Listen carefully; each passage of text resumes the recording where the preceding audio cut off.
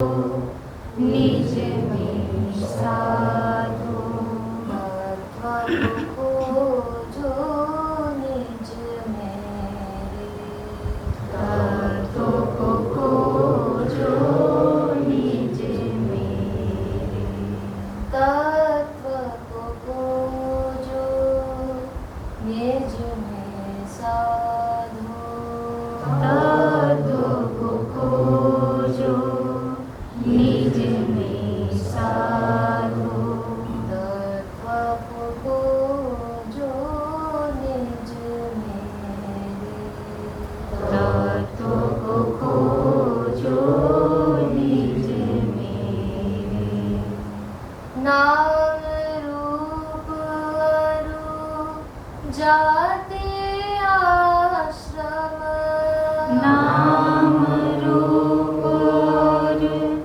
जाति आश्रम संबंध परिणाम मृत्यु संबंध परिणाम मृत्यु ये सप्त चिंता का तू है दृष्टा ये सप्त चिंता का तू है दृष्टा ऐसा वेद बतावे ऐसा वेद बतावे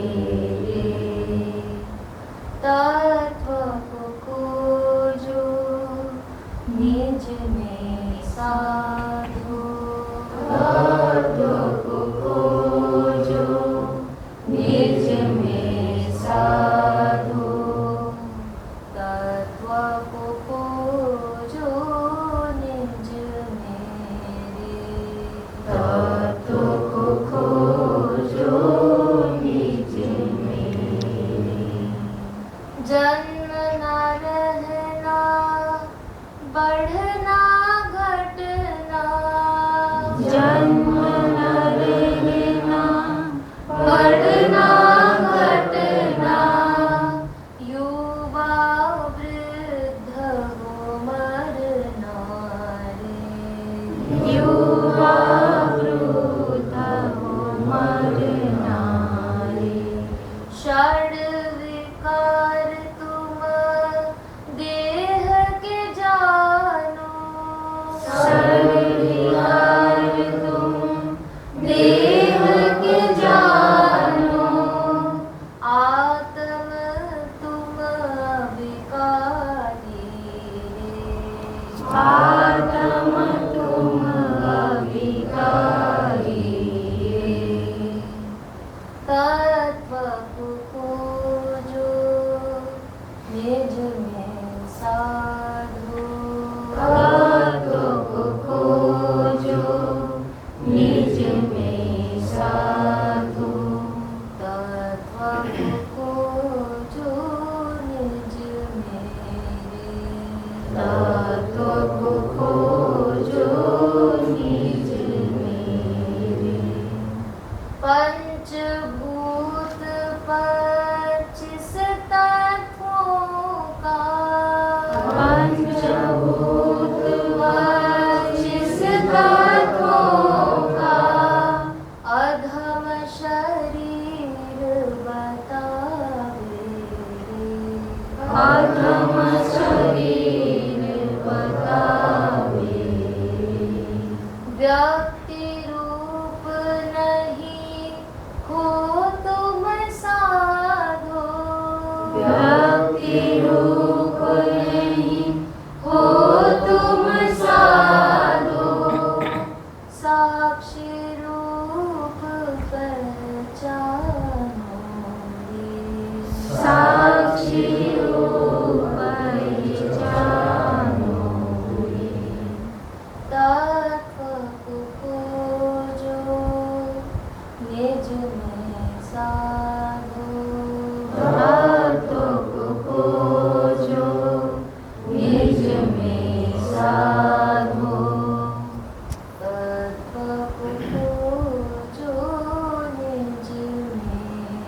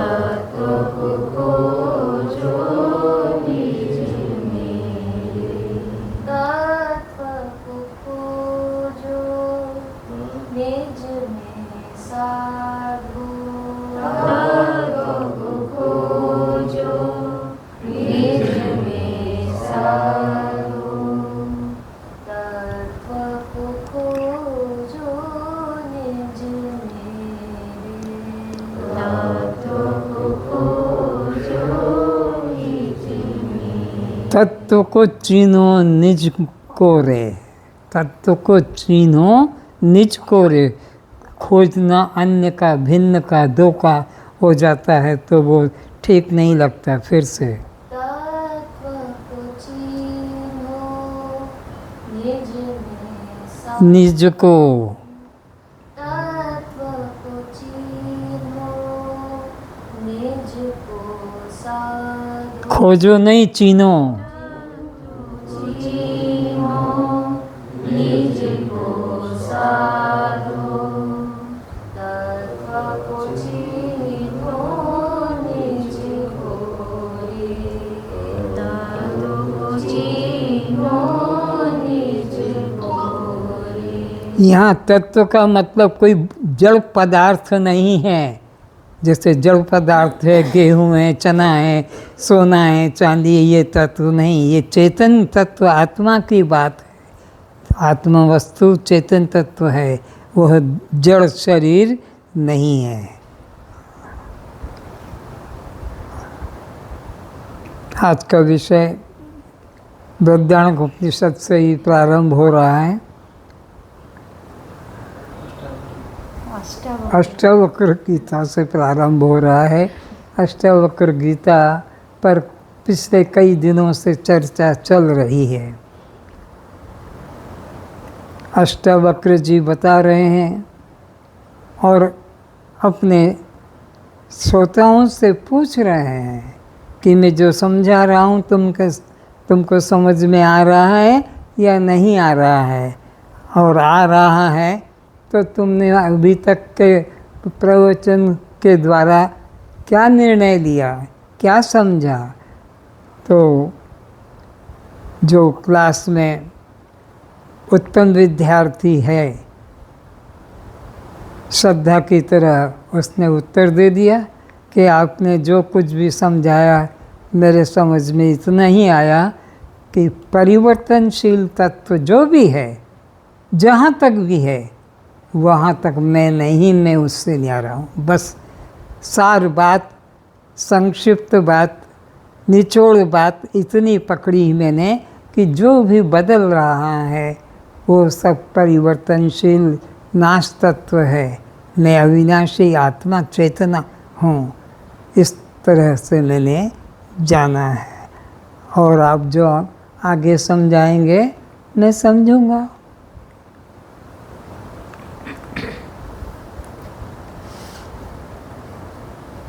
ज्ञानी महापुरुष प्रारब्ध समाप्ति तक अज्ञानियों के बीच, परिवार के बीच कर्म करता हुआ, भोग करता हुआ, सुखपूर्वक उठता बैठता, आता जाता, सोता जागता, खाता बोलता हुआ, सब समय सब स्थिति में शांत प्रसन्न।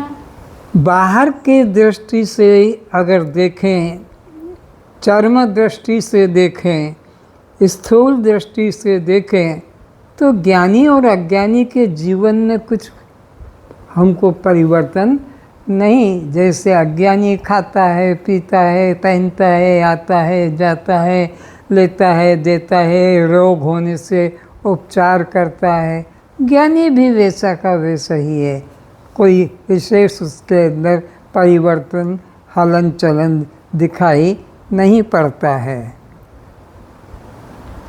सुखपूर्वक रहता है, सब स्थिति में शांत प्रसन्न सुखपूर्वक रहता है। अज्ञानी को तो अनुकूल हो जाने से वो प्रसन्न हो जाता है, प्रतिकूल हो जाने से वो दुखी हो जाता है। अज्ञानी, ज्ञानी के जीवन में प्रतिकूल अवस्था आ जाए तब भी वो प्रसन्न है, अनुकूल अवस्था आए तब भी वो प्रसन्न है।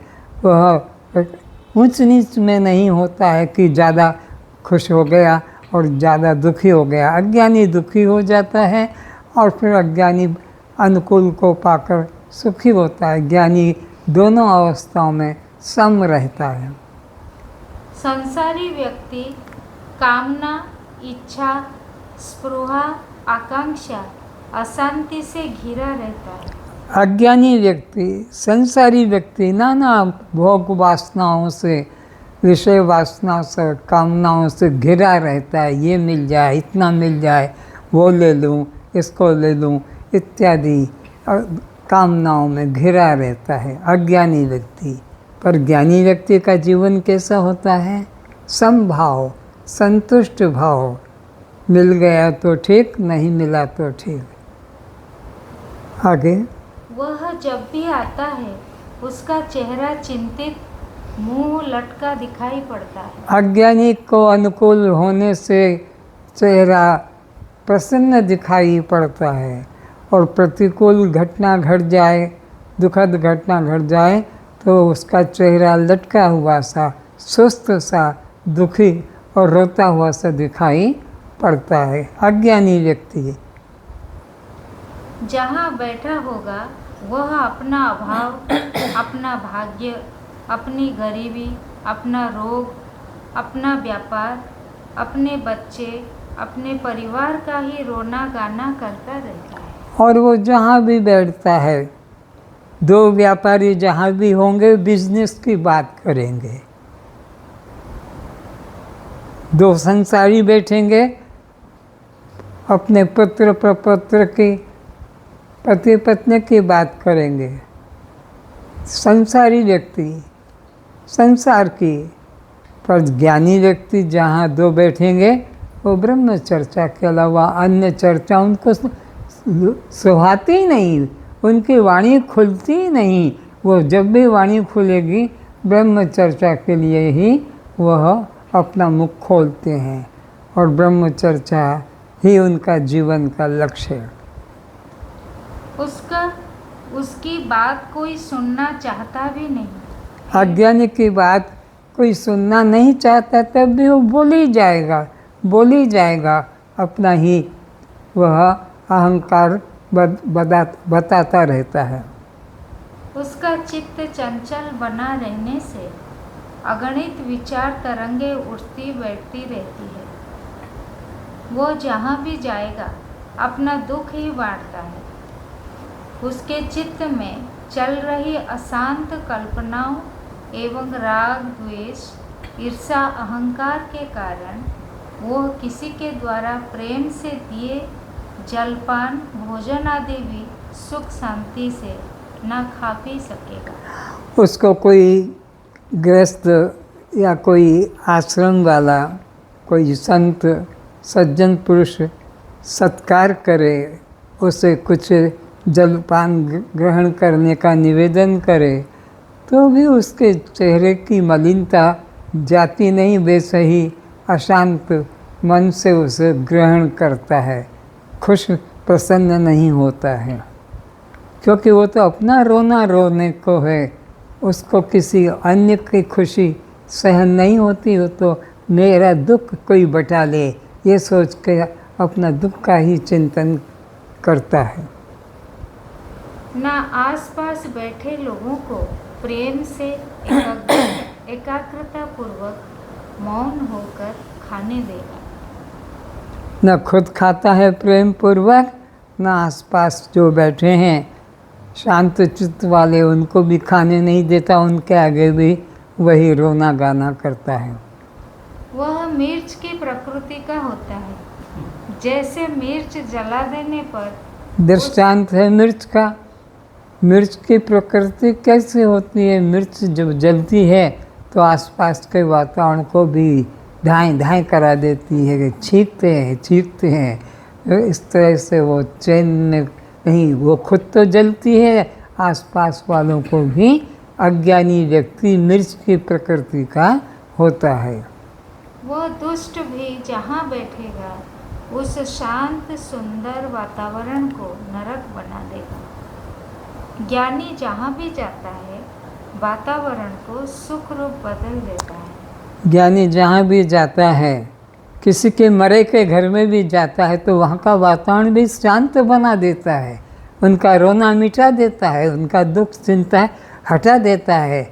इस तरह से ज्ञानी का और अज्ञानी का जीवन का भेद दिखाया जाता है। अज्ञानी का जीवन मिर्च के तुल्य है, खुद जलता है औरों को भी जलाता है। ज्ञानी का जीवन जो है शांत होता है, खुद भी शांत रहता है, प्रसन्न रहता है, आसपास उसके जितने लोग होते हैं सभी को प्रसन्न करता है। चाहे किसी की व्यवहारिक हानि हो तो भी उसे अपनी उपस्थिति से, वचनों से सुखानुभूति ही कराता है। किसी का कुछ मर गया है, कुछ घाटा हो गया है, कि अपने कार्य में असफल हो गया है, कि परीक्षा में फेल हो गया है, ये सब होने से भी वो ज्ञानी अपने संपर्क में उन लोगों को लाकर और उनको दुख से मुक्ति दिला देता है। दुख के वातावरण से हटाकर सुख का अनुभव कराता है। क्योंकि स्वयं सुखपूर्वक जीता है, इसीलिए वह वही बांटता है जो उसके पास होता है। वह अगरबत्ती, धूप बत्ती, चंदन, इत्र के स्वभाववत होता है। एक तो मिर्च का स्वभाव जान लिया कि खुद तो धाएं धाएं करेगा, आसपास वालों को भी छींक के परिसर तक निकल जाएगा, क्योंकि वो मिर्च का चमत्कार है। लेकिन ये जो ज्ञानी का जीवन है, अगरबत्ती, चंदन, इत्र, इसकी सुगंध फैला देता है और वातावरण को सुखमय, आनंदमय बना देता है। अपनी सुगंध सबको बांटता है। ज्ञानी अपना आनंद, ब्रह्मानंद, परमानंद, अखंडानंद, दिव्यानंद का वातावरण पैदा कर देता है। सुगंधित वस्तु वातावरण को सुवासित कर सबको आनंदित कर देती है। ये ज्ञानी का लक्षण है। इसी तरह वह समदर्शी ज्ञानी महापुरुष की रहनी कथनी होती है। एक संत का स्वभाव था, उसके पास जो आता था उन सबको वह आनंदित करता, प्रसन्न करता, हंसाता था। उस संत ने अपने प्रेमियों से कहा कि मेरे पास जो भी दुखी आता है दुख भूल जाता है, रोता आता है, हंसता जाता है। मेरे पास आकर बैठने वाला दुख में, अशांति में, बेचैनी में अधिक नहीं ठहर पाता है। मैं उसकी अशांति को शांति में, बेचैनी को चैन में, दुख को सुख में बदल देता हूँ। ये ज्ञानी संत का लक्षण है। उसके पास जो भी दुखी आता है उसको दुख से मुक्ति दिलाकर आनंद जागृत करा देता है। तो मैं नहीं चाहूँगा कि मेरे पास आने वाला व्यक्ति कभी दुखी हो। मैं कभी किसी को रोते हुए नहीं देख सकता। तो ज्ञानी बता रहा है कि मेरे पास जो भी दुखी आएगा मैं उसको दुखी नहीं देख सकता, उसके जीवन को सुख में बदल देता हूँ। और एक बात है, मेरा शरीर छूट जाए तो कोई रोना भी नहीं है, रोना गाना नहीं तो मैं फिर उठ के बैठ जाऊँगा। फिर से स्वामी ने वही लिखा है। वही अतः अब तुम सभी प्रेमियों से मेरी प्रार्थना है कि तुम मेरे देह मृत्यु पर कभी मत रोना।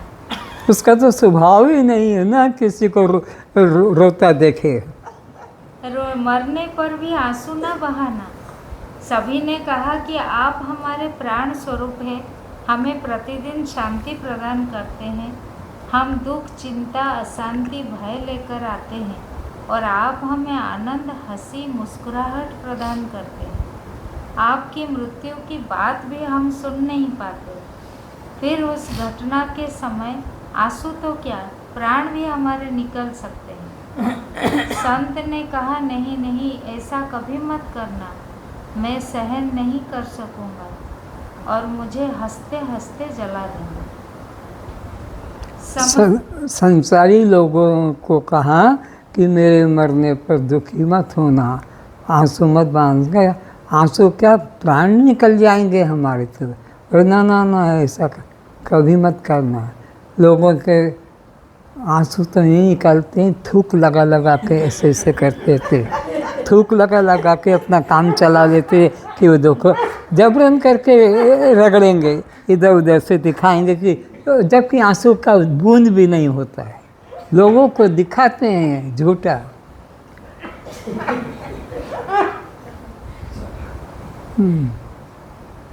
समय बीतता गया। एक दिन हंसराज स्वामी के प्राण पखेरु उड़ गए और आश्रम में नगर के सभी श्रद्धालु प्रेमी भक्त एकत्रित हो गए। आज वातावरण दुख में परिणित हो गया। सबके दिल फटने लगे।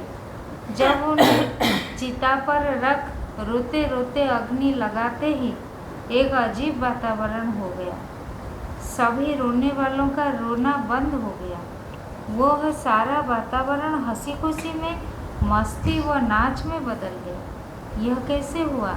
संत ने सोच लिया था कि ये मरने पर अवश्य रोएंगे, रोक नहीं पाएंगे। संत ने मरने से पहले अपनी लिंगोटी में आतिशबाजी के सामान बांध लिए थे।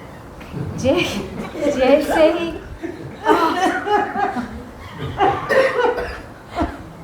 अग्नि का संपर्क हुआ, बाबा जी की लिंगोट में छुपी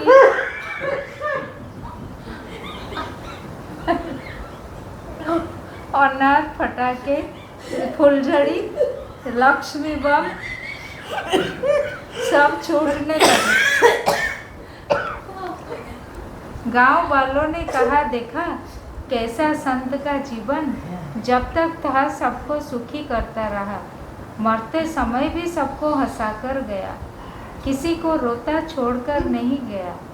हमें भी आज यही शिक्षा ग्रहण करना है कि जीवन में जैसी भी घटना घटे, परिस्थितियाँ आए, हम उसे प्रभु प्रसाद जान प्रेम से स्वीकार करें। ज्ञानी व्यवहार में भी सुख पूर्वक बैठता है, खाता है, बोलता है, सुख पूर्वक ही सब काम करता है। उसके सारे जीवन का स्वाद सुख है। उसे कभी भी किसी वातावरण में देखोगे तो सुखी, शांत, प्रसन्न ही पाओगे। उसके भीतर से, उसके वायुमंडल में परमात्मा ही बहता है। इसलिए संत के पास बैठने से एक अपूर्व शांति मिलती है। कितने भी बेचैन दुखी हो, किंतु सच्चे संत के पास जाकर बैठोगे, तुम्हारा दुख हल्का हो जाएगा, एक अपूर्व शांति प्रकट होने लगेगी। वहाँ से उठने का मन भी नहीं होता है। सागर के पानी को किनारे से, बीच से, भीतर से चखो, एक ही स्वाद मिलता है, जो उसका खारा स्वभाव है।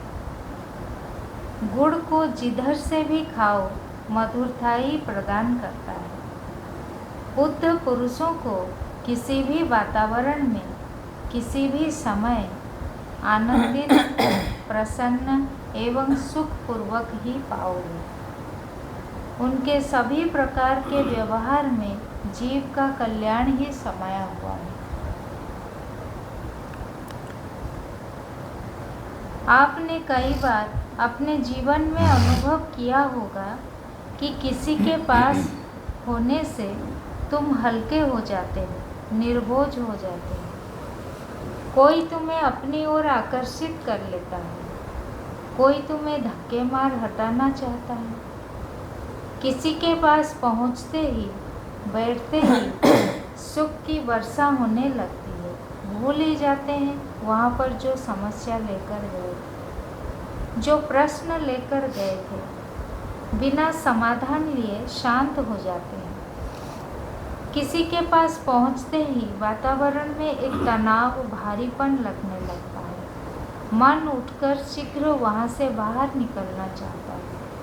अज्ञानी जब भी तुम्हें सुख में बैठा दिखाई पड़े, तब भी तुम्हें उसे भीतर से दुख, चिंता, अशांति, बेचैनी में घिरा हुआ देखोगे।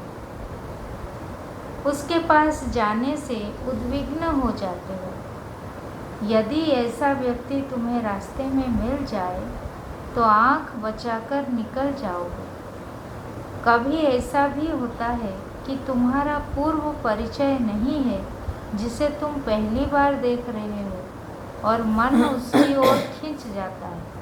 उसे बारंबार देखने को, उसके पास बैठने को मन चाहता है। अलग अलग प्रकृति के है, कोई तमोगुण प्रधान है तो कोई सत्वगुण प्रधान है। तो एक व्यक्ति के पास बैठते ही मन शांत होने लगता है और एक व्यक्ति के पास बैठते ही मन ऊब के कि कैसे करके निकल भागूं यहाँ से, उसको दुख लगता है। और जिसके पास सदा के लिए उसके चरणों में पूर्ण अपने को न्यौछावर कर देते हो, उसके साथ एक हो जाने को मन चाहता है। जैसे नदी सागर में मिलकर ही शांत होती है, उसी तरह जीव उस संत को पाकर शांत हो जाता है। हर व्यक्ति की तरंगे बाहर के वातावरण में ब्रॉडकास्ट हो रही है, उससे तुम बच नहीं सकोगे। सत्संग का इसीलिए विशेष प्रभाव है। शास्त्र उतना प्रभाव नहीं डाल पाता जितना सत्संग का प्रभाव पड़ता है।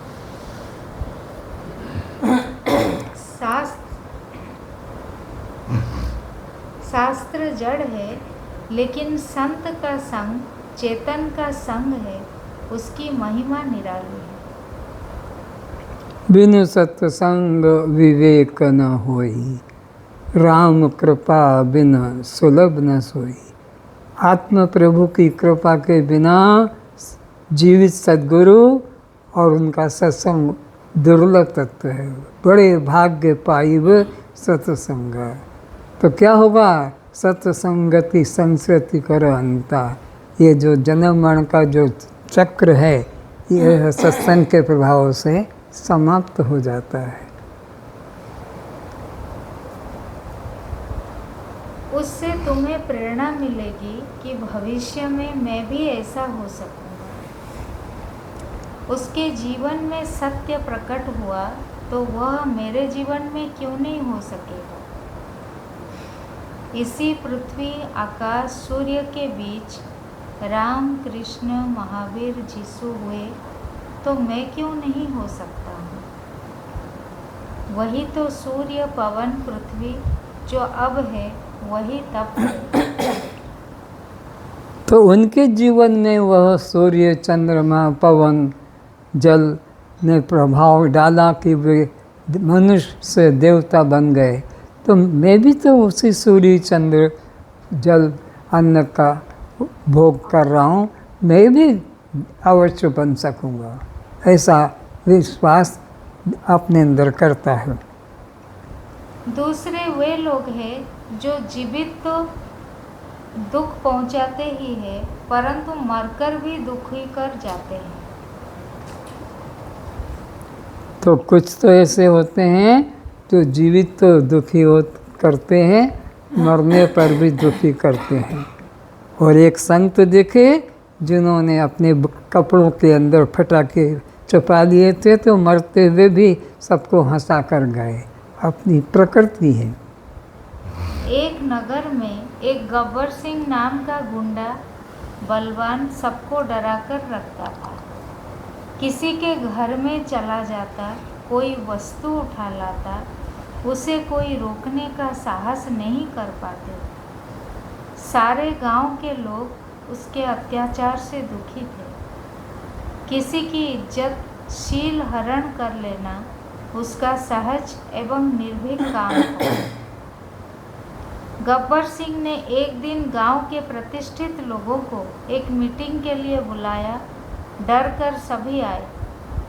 उसने लोगों को आने पर सबसे कहा कि देखो, मैंने सारे जीवन सबको कष्ट दिया है, पाप किया है, तो मेरी इच्छा है मरते समय प्रायश्चित कर मरूं, ताकि अगला जन्म मुझे फिर मनुष्य का मिले, अपना कल्याण कर सकूं। यह जीवन तो मेरा समाप्त हो चला।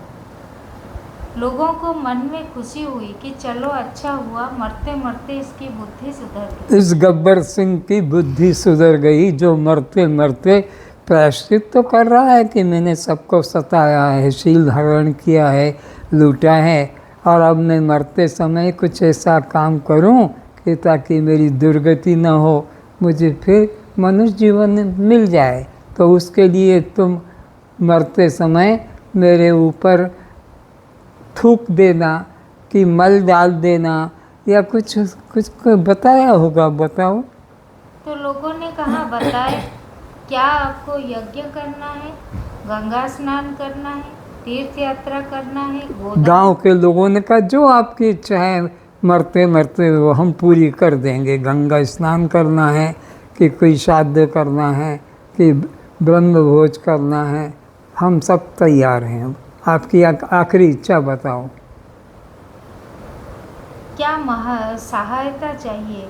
हम सभी लोग तुम्हारे प्रायश्चित क्रिया के उपयोगी सामग्री अभी पहुंचा देते हैं। उस दुष्ट ने कहा कि मेरे मरने पर मेरे कपाल में 2 फुट लंबा एक खूंटा ठोक देना। जब मैं मर जाऊं तो मेरे खोपड़ी के अंदर 2 खूंटे गाड़ देना, ये मेरे प्रायश्चित हो जाएगा। अब खूंटे गाड़ दिए, गब्बर सिंह का आदेश, डर भी लग रहा है कि नहीं करेंगे तो हमारे को और सताएगा, तो 2 खूंटे भी ठोक दिए और कफन ढक दिया और लेके चौराहे से जा रहे थे तो पुलिस वाले ने रोका। कौन है? बोले ये गब्बर सिंह है। अच्छा अच्छा, वो गब्बर सिंह। तो ये क्या है खूंटे जो निकल रहे हैं? बोले नीचे से उतारो इस लाश को। देखा, ओ तुम्ही लोगों ने इसको खूंटे ठोकर मारा है, हैं? तो सबको जेल में डलवा दिया। तो सारा जिंदे में तो दुख दे ही रहा था, मरते हुए इस आदमी गांव वालों को जेल में डलवा दिया। ये दुष्ट का प्रवृत्ति है।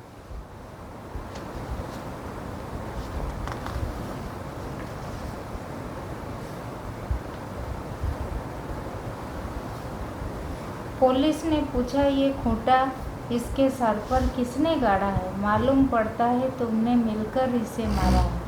सबको जेल में पहुंचा दिया गया। गांव वालों ने कहा, अरे साले ने जीवित में तो सबको दुखी किया, किंतु मरकर भी दुखी करने का प्रोग्राम जीवित अवस्था में ही बना कर गया। ज्ञानी का जीवन महासरोवर की भांति शांत होने से शोभित होता है तथा क्लेश रहित होता है। ज्ञानी सहज होता है, जैसा कहता है वैसा ही होता है। नग्न होता है, वह छुपावट नहीं करता। तुम्हें उसका आचरण, जीवन, भाषा, व्यवहार, उपदेश रुचे तो ठीक, ना रुचे तो ठीक। तुम्हारे कारण, तुम्हारी पसंदगी के अनुसार वह अपने को नहीं बदलता। तुम्हारी अपेक्षा के अनुकूल वो व्यवहार नहीं करता। वह तुम्हें देखकर व्यवहार नहीं करता, अपने स्वभाव से व्यवहार करता है। शायद यह बहुतों को ना रुचे। ज्ञानी के पास पहुँचते ही तुम्हें अपने बारे में बोध हो सकेगा कि तुम स्वर्ण हो या रोल्ड गोल्ड। अज्ञानी के अपने जीवन को परखने के लिए ज्ञानी जीवित कसौटी है। इसलिए लोग ज्ञानी से डरते हैं कि वहाँ गए तो हमारे ज्ञान, ध्यान, पूजा पाठ, मंत्र, माला, व्रत सब ढोंग की पोल खुल जाएगी। समस्त ज्ञानियों का अपना स्वतंत्र व्यवहार है, चाहे उन्होंने कपड़े उतारे हो या ना उतारे हो। महावीर नग्न खड़े हो गए, समस्त ज्ञानी नग्न है, जैसे वह है वैसे ही खड़े हो जाते हैं। ज्ञानी का जीवन बालवत स्वाभाविक होता है।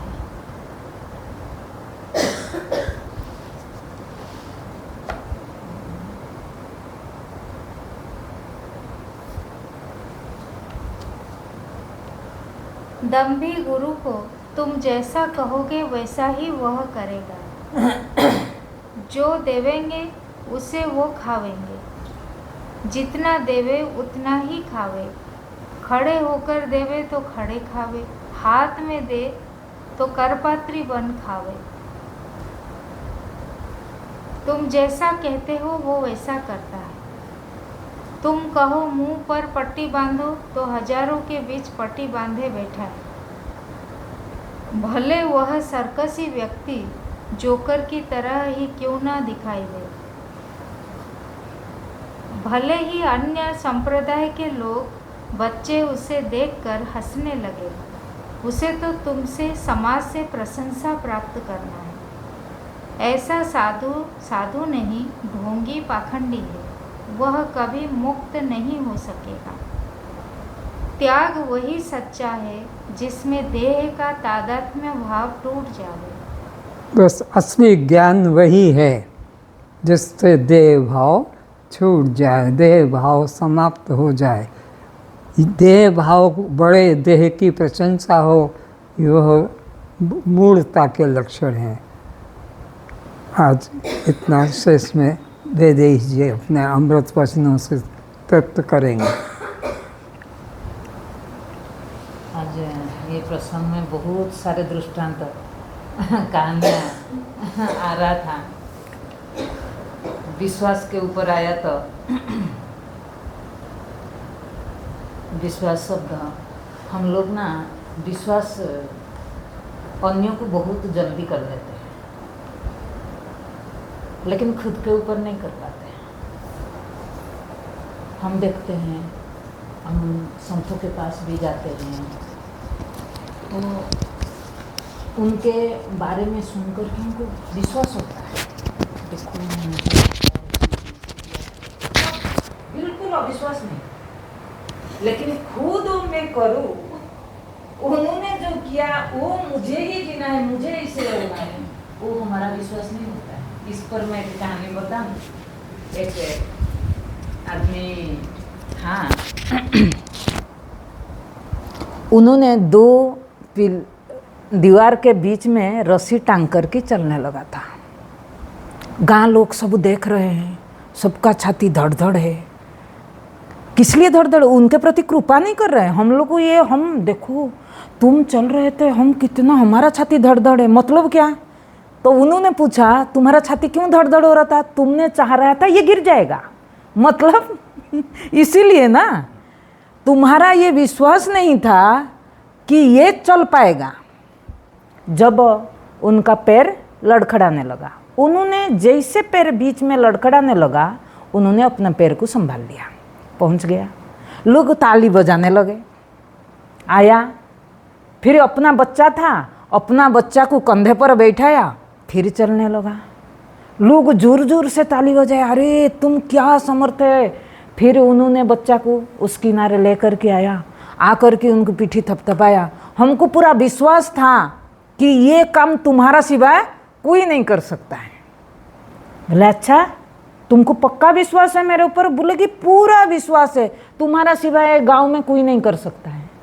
अच्छा, तुमको अगर विश्वास है, मेरे बच्चा अब नहीं, अब तुम्हारा बच्चा को मैं लेकर के मेरे कंधा पर ये चलता हूँ, तब मैं देखूंगी कि विश्वास तुम्हारा मेरे ऊपर है या नहीं। तो बोले तुम्हारा ऊपर तो विश्वास है, लेकिन उसमें मेरा बच्चा जुड़ा है ना। समझ रहे हैं बात को? जब तक तुम्हारा शब्द जुड़ा था तब तक विश्वास है, जब तुम्हारा साथ मेरा बच्चा जुड़ जाएगा वो विश्वास नहीं है। मतलब क्या?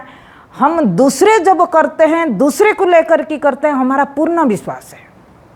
लेकिन जब मेरे बारी आता है, मुझे करना है, मुझे चलना है, नहीं बाबा चल तो रहा हूँ, पहुँच पाऊँगा? स्वामी जी पहुँच गए, लेकिन हम पहुँच पाएंगे? जो बात आ जाए, मैं क्यों नहीं, अगर वो महावीर बन सके, मैं क्यों महावीर नहीं बन सकूं? महावीर क्या, वही पानी, वही पवन, वही अन्न, उसी में सब पले बढ़े हैं। तो फर्क क्या, फिर क्या है, क्या कमी है? कमी वही है कि मैं कर पाऊं, ये मेरे ऊपर विश्वास नहीं। हमको दुनिया के ऊपर जितना विश्वास हम करें, दुनिया हमारा ऊपर विश्वास नहीं करेगा। जिस दिन हमें दुनिया को नहीं, हम अपने ऊपर विश्वास करेंगे, दुनिया हमको विश्वास करेगा। ये सबसे बड़ी चीज़ है। आज तक दुनिया हमको विश्वास नहीं कर रहा है, इसीलिए हमको जाकर के बोलना पड़ता है, तो क्यों विश्वास नहीं करता है? मैं सच बोल रहा हूँ। एक वाक्य को बोलने के लिए, वो सच्चाई को रखने के लिए बार बार हमको बोलना पड़ता है। क्यों? क्योंकि हमारा अपने ऊपर विश्वास नहीं, इसलिए दूसरे के ऊपर विश्वास दिलाना पड़ता है। जिस दिन मेरे ऊपर विश्वास है, मुझे दूसरे के ऊपर विश्वास देना नहीं पड़ेगा। उसी दिन दुनिया मेरे ऊपर जरूर विश्वास, संत क्या है, वो विश्वास दिलाना जाता है कि मेरे को ऐसे तुम देखो, तुम ना देखो। मुझे दूसरे को दिखाने के लिए नहीं, मैं खुद देख रहा हूँ। खुद के ऊपर भरोसा है, खुद के ऊपर विश्वास है, इसीलिए दुनिया उस पर विश्वास करता है। हमें भी जिस दिन हमारा ऊपर विश्वास करेंगे, दुनिया हमारा ऊपर नज़र डालेगा। हमको दुनिया के सामने दिखाना नहीं पड़ेगा। ये एक चीज़। दूसरा कि चंदन का लकड़ी होता है। चंदन का लकड़ी सुगंधित है। आपने घिसा, उसको सुगंध जब घसते हैं तब सुगंध निकलता है। कुछ दिन वो लकड़ी को आपने रख दिया, जल के संस्पर्श में आया, वही चंदन का लकड़ी जो सुगंध देता था, फिर दुर्गंध आया ना? नहीं। बोले कि काल इससे, ये 4 दिन के पहले इससे सुगंध आया, आज कैसे दुर्गंध आ रहा है? हमें भी ये बात क्यों कहा? हम 15 दिन, 20 दिन, 1 महीना, स्वामी जी इतना दिन है, हम कितना दिन जाएंगे? बीच में 1-2 दिन चले गए, सत्संग हो गया, सुगंध हो गया, फिर आप कहाँ जाते हैं? दुर्गंध में। जो संग करते हैं, जल का संस्पर्श जब चंदन का लकड़ी में लग जाता है, सुगंध होता है। आप अपने आप चंदन का लकड़ी हो, लेकिन आप रहते कहाँ? जल के संस्पर्श में। जब हम जल के संस्पर्श में रहते हैं, तब हम कितना भी चंदन हो, लेकिन दुर्गंध आएगा ही आएगा। तो इसीलिए हमको ये सीखना है कि हमेशा जब सत्संग में रहेंगे, घर्षण, सत्संग क्या करता है? हमारा बुद्धि को घर्षण करता है। चंदन का लकड़ी को जितना आप घिसते हैं, उतना सुगंध निकलता है। तो हमारा जीवन में भी हम सत्संग से ही हमारा घर्षण होता है, श्रवण से ही घर्षण होता है। जितना हम अपने आप को घिसते हैं, उतना सुगंध निकलता है। लेकिन जब संसार के संस्पर्श में चले जाते हैं, फिर दुर्गंध आने लगता है। भले हम चंदन का लकड़ी, लेकिन अब तो दुर्गंध है। दुर्गंध को कौन, फिर आपको घिसना पड़ेगा। इसीलिए ये एक बार मैंने घिस दिया, हमने ठिका ले कर के रख दिया। हाँ, मैंने आज किसी को, अंकल के साथ बात कर रही था, मैं बोली हम अच्छी काम जब संसार के लिए करते हैं, कभी हिसाब नहीं करते हैं। कभी हिसाब नहीं करते हैं कि हमने ये किया, इतना दिन किया, वो किया ना।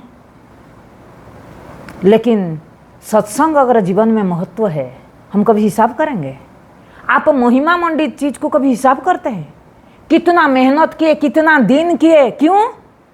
आपका वो महत्व है। धन कमाने के लिए आपको कितना कठिन परिश्रम करना पड़ता है, लेकिन जो धन आप चाह रहे थे, जितना चाह रहे थे, जब वो मिल जाता है, तब आप कहते हैं मुझे इतना मेहनत किया था। बोले कि अरे छोड़ो, मैं जो चाह रहा था वो मिल गया। लेकिन इस संसार के लिए, इसीलिए आप उससे मालूम करो कि हम संसार में इतना घिसपिट होते हैं, कभी हिसाब नहीं करते हैं कि मैं कितना जन्म से, कितना शरीर लेकर किसी संसार में घिस रहा हूं। कभी किसी के पास हिसाब नहीं है। लेकिन सत्संग के लिए पक्का हिसाब है। जो हिसाब करता है, तो ये जान लो आपके जीवन में सत्संग का महिमा बिल्कुल नहीं है। इसीलिए सत्संग जीवन का जिम जैसे एक दिन भोजन न करने से शरीर का पोषण नहीं होता है ना, जीवन का पोषण प्रत्येक दिन जब तक सांस है रोज देना पड़ेगा, तब जाकर की पोषण होगा, तब जाकर की अंत काले च मामेव स्मरण मुक्ता कलेबरम, ये स्थिति तब बनेगी। ये दूसरा चीज। तीसरा एक दृष्टांत याद आया, आज पता नहीं कितना दृष्टांत कहाँ कहाँ से निकल रहा था। एक मगरमच्छ होता है, समुद्र में रहता है, ज्ञानी का जीवन का, हमारा जीवन मुक्त पुरुष का लक्षण चल रहा है ना। मगरमच्छ समुद्र में रहता है। कभी मगरमच्छ समुद्र को नहीं डरता है। मगरमच्छ में भय प्रवृत्ति है, समुद्र में भी भय प्रवृत्ति है। दोनों साथ में रहते हैं, एक दूसरे से नहीं डरते हैं। समुद्र भी कभी नहीं डरता है कि मगरमच्छ मुझे खा जाएगा, और मगरमच्छ भी कभी नहीं डरता है कि समुद्र मुझे किसी दिन मन किया तो गुस्सा आया तो मुझे उखाड़ करके बाहर फेंक देगा। ज्ञानी का जीवन ऐसे होता है, संसार में ज्ञानी ऐसे रहता है जैसे समुद्र में मगरमच्छ रहता है। उसका अभिप्राय क्या है कि वो जहां रहता है उसमें किसी को तकलीफ नहीं देता है, और वो जहां रहता है उसके पास जो रहता है उसको भी कभी तकलीफ नहीं होता है, और उनके बगल में जो रहते हैं उनका तकलीफ उनको नहीं होता है, इनका तकलीफ उनको नहीं होता है। मतलब जहीं भी रहे ज्ञानी, एक मेहमान आएगा हम हिसाब करते हैं, लेकिन सच में जो सत्संगी है वो अगर संत घर आए वो कभी हिसाब नहीं करेगा कितना दिन, लेकिन हम बड़े हिसाब करते हैं। मेहमान आए तो देहवादी में यही प्रभाव होता है, मेहमान आए तो हम हिसाब नहीं करेंगे कितना दिन रह गए, लेकिन स्वामी जी गए हमारा घर में, हम इतना हिसाब कितना करते हैं, हमारा घर में इस बार स्वामी जी गए इतना दिन रहे। मैं बोली ये मत बोला करो कभी, ये इसका अभिप्राय समझते हैं, कभी विचार करना ये अगर माता जी गलत बोल रहे हैं। हम जिस चीज को महत्व देते हैं कभी हमें हिसाब नहीं करेंगे, क्यों? उनका सानिध्य में, मैं बोली ना, ज्ञानी संत अग्नि के तरफ होता है। अग्नि दो काम करता है, अग्नि में जैसे चीज डालोगे तो आपका मलिन धुलाई कर देता है, अगर अग्नि को छेड़ोगे तो आपका घर जला देता है। तो संत भी ऐसा है, अगर आपका दृष्टि गलत है तो वो कुछ नहीं करेगा, आपके दृष्टि अगर उनके प्रति गलत रहा तो तुम जल जाओगे, वो कुछ करना नहीं पड़ेगा, क्यों? वो अपने स्वभाव में भी है। लेकिन अगर आपके दृष्टि उनके प्रति सही है तो आपका मलिन धो जाएगा। तो अग्नि के तरफ, इसीलिए कभी हिसाब नहीं करना कि मेरे घर आए तो मैं ऐसे रहूं जैसे समुद्र और मगरमच्छ की तरफ। दूसरा कछुआ की तरफ भगवत गीता में दिया कि ज्ञानी कैसे विचरण करता है, उनसे हम क्या सीखना है। कछुआ की तरफ चलता है, जहीं जाता है, जहां देखता है विषय का हाट, वहां से अपने आप को समेट लेता है, उस संग से वो दूर हो जाता है। ज्ञानी से हमें यही सीखना है। जब वो अपने में, जैसे कछुआ जल में भी रहता है थल में भी रहता है, क्योंकि हमारा मन में एक अवधारणा होता है, नहीं ज्ञानी पुरुष इसमें नहीं रहेगा, हम जहाँ रहते हैं वो अलग कहीं रहता है। स्वामी जी आरंभ किए ना वहाँ से कि अज्ञानी और ज्ञानी कोई ऐसे नहीं है कि अलग जगह पर हमारा साथ रहेगी, लेकिन फर्क इतना है, हमारा जैसे खाएगा पिएगा रहेगा कपड़े पहनेगा, लेकिन फर्क इतना है वो कछुआ के तरफ रहता है। उसका कछुआ जैसे अपना पाँव जब उस थल में चलेगा, इंद्रिय तो है, खुला है, चल रहा है, रास्ता में बाजार आया, उसको कोई फर्क नहीं है, बाजार से दुकान देखा, हाँ ठीक है, कोई फर्क नहीं, क्यों? उसको कुछ चाहत नहीं। थल में जब चलता है उसको कुछ चाहत नहीं, जब उनको आहट दिखाई जाता है कि यहाँ कुछ घटना घटने वाला है तो अपना इंद्रिय को उस विषय से समेट लेता है। दूसरा कि जब जल में रहता है, जल मतलब अपने अंदर उसका अपने गहराई में प्रवेश कर जाता है, तो जब ज्ञान चिंतन में रहता है, आत्मचिंतन में रहता है, वो शब्द के गहराई में घुस करके उसी में नहाता रहता है। ये ज्ञानी का जीवन है। हमारा लिए जो मैं पहले दिन से भी कह रही थी कि ये हमारा लिए दर्पण है जीवन मुक्त पुरुष। अगर जीवन मुक्त पुरुष जीवन में नहीं होते तो हमारा जीवन जीना सहज नहीं होता। आज जीवन जी नहीं लोग पा रहे हैं। जिसके साथ सत्संग है, जिसके जीवन में ना कितना बड़े परिस्थिति आता है, हर परिस्थिति को अपने मुट्ठी में लेकर के चल पड़ते हैं। परिस्थिति सभी के जीवन में आता है, हमको सीख वहाँ से मिलता है कि वही परिस्थिति उन्हीं के सामने आया, वही परिस्थिति हमारा सामने आया। फर्क इतना है, अज्ञानी विचलित हो जाता है, ज्ञानी विचलित नहीं होता है। तो इसीलिए ज्ञानी पुरुष के संग में हम जितना संग में रहते हैं, हमको ये सब चीज़ सीखने के लिए ये सब चीज़ मिल जाता है। कहीं रास्ता में भटकने, देखिए हम रास्ता में चल रहे हैं, जब बाहर चलाई चल रहा है ना, भटकने का बहुत प्रतिबंध है, आता है, और वहाँ हम समझ नहीं पाते हैं। जब हमको जीवन में सत्संग मिलते रहता है, तब हम अपने रास्ता से, भटका हुआ रास्ता से सही जगह पर आ जाता है। इसीलिए सत्संग जीवन में एक महत्व है। दूसरा की कहानी कह रहा हूँ। एक बार 2 शिष्य थे, गुरु के पास विद्यार्जन किए। विद्यार्जन करने के बाद गुरु ने उनको भेजा, बोले कि आपने विद्यार्जन किया तो आपने सही सही विद्यार्जन किया ना नहीं, इसका प्रमाण क्या है? तुमको अंत में एक परीक्षा देना पड़ेगा। बोले जाओ, बहुत लंबा ऊंचा एक पेड़ है, वो पेड़ में 2 फल है, और वो फल को, दोनों फल को तुम तोड़ के लाओ।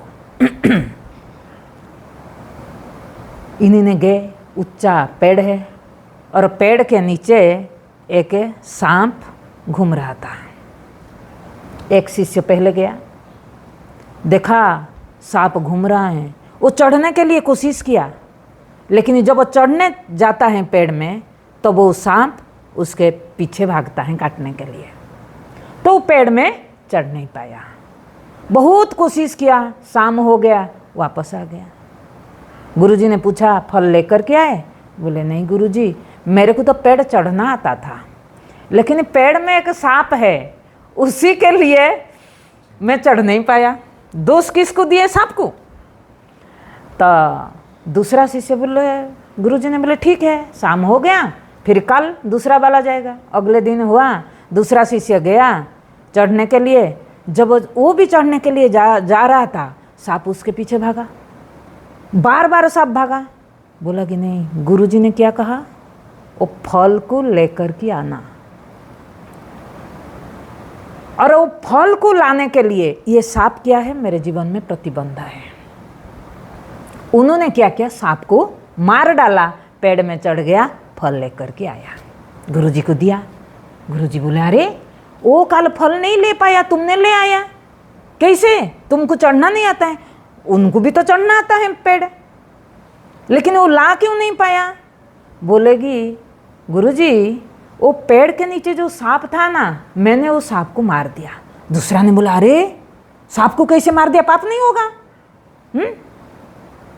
बोला अरे गुरुजी ने क्या, तुम्हारा लक्ष्य क्या है? फल लाना। अगर मैं सांप को मारने के लिए नहीं गया था समझ रहे हैं बात? हम सांप को मारने के लिए नहीं गए था, मैं फल तोड़ने के लिए गया था। फल तोड़ने समय सांप बीच में आया तो मैं क्या करूं? सांप को मारूं?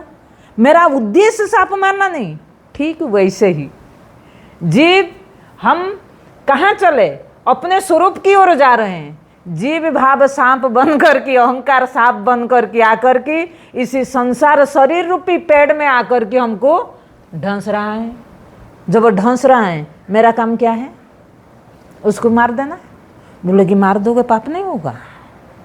वो अहंकार अकेले नहीं, वो पूरा परिवार बसा करके, वो सांप भी पूरा परिवार बसा करके वहाँ बैठा है। कौन सी परिवार? मेरा बेटे, कर्तव्य, बहू, कर्तव्य, बहू नौकरी कर रहा है, नातनी की जगना, कर्तव्य, ये क्या है? हमको कर्तव्य दिख रहा है, ये सब सांप है, अपने फल तोड़ने के लिए नहीं दे रहे हैं। इसीलिए जिस दिन हमको ये परिवार सांप लगने लग जाए, उसी दिन फिर हमें काटने में दिक्कत नहीं। संबंध बोध, वो जो संबंध हमने बना कर के रखा है, ये मेरा, ये प्रतिबंध रूप में आता है, उसको काटना है।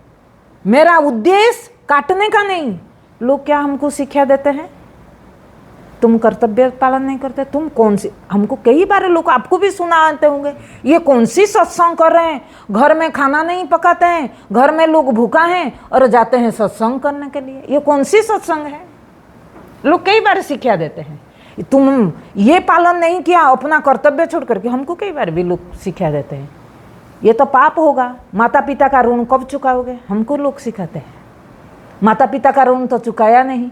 मैं बोली कि ऋण जिसने खाया वो चुकाएगा, हमने किसी का ऋण रखा ही नहीं। हमें ऐसे चीज को पकड़ लिया जिसमें ऋण नहीं होता है, इसीलिए चुकाना। तुम खा रहे हैं सबका, इसीलिए तुम ऋण चुकाओ। किसी का खाओ नहीं, सबका खाओगे, किसका ऋण चुकाओगे? इसीलिए जो ईश्वर का हो जाता है उसको ये सब नहीं रहता है। इसीलिए हमारा जो प्रतिबंध है, हमने कई बार कहते ये संबंध तोड़ दे, बुरा मानेंगे, ये मानेंगे। मेरा उद्देश्य वो नहीं था, उनको बोल देना, मेरा उद्देश्य ये नहीं था तुमको कष्ट पहुंचाना, मेरा उद्देश्य ये नहीं था तोड़ना, मेरा उद्देश्य ये था मेरे लक्ष्य की ओर जाना। जब वो जा रहा था, तुमने बीच में आकर के उस लक्ष्य से च्युत करा रहे थे, इसीलिए मुझे तुमको हटाना पड़ा। तो ये हमारा जीवन में भी जो प्रतिबंध आता है वो हटाना बुरा नहीं है, हमारा उद्देश्य नहीं। वो पाप नहीं होता है, पुण्य नहीं, जो दुनिया में गिनाते रहते हैं तुमको, ये तुम पाप कर रहे, ये करके पाप होगा, ये पुण्य होगा। जब हम मूल को वर्ण कर लिए ना, उसके लिए दुनिया में कोई भी चीज छोड़ना, उसके लिए कोई पाप नहीं होता है। क्योंकि हमने जिसको, हमारा जो पहचान है, हमारा जो संबंध है, हम मूल को पकड़ लिए। हमारा तो ये है ही नहीं संबंधी। प्रतिबिंब का संबंध बिंब से, उसका संबंध थोड़ी प्रतिबिंब का संबंध बाल्टी से या जल से। हमने किस में बना करके रखा? बाल्टी से, जल से।